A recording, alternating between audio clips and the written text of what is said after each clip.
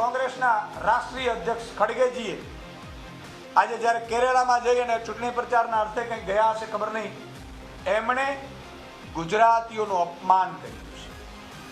એમને ખબર હોવી જોઈએ કે મહાત્મા ગાંધી અંગ્રેજોની સામે જે લડ્યા છે એ અમારા ગુજરાતી છે.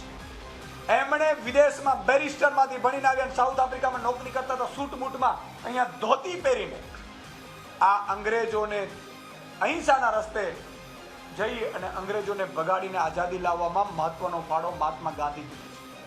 અમારા સરદાર વલ્લભભાઈ પટેલ ગુજરાતી છે કે જેમણે છેલ્લે તમે જુઓ હૈદરાબાદ કે જુનાગઢ હોય એ સફળ ઓપરેશનો પાર પાડીને એ વ્યક્તિએ આજે અખંડ ભારતને અખંડ ભારત બનાવ્યું છે. એ સરદાર વલ્લભભાઈ ગુજરાતી છે.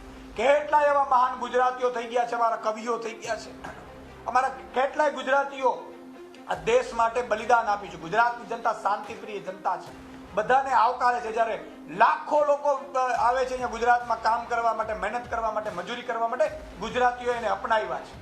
ત્યારે ગુજરાતીનું અપમાન આ કોંગ્રેસે કર્યું છે, ક્યારેય સહન નહીં કરી લેવામાં આવે.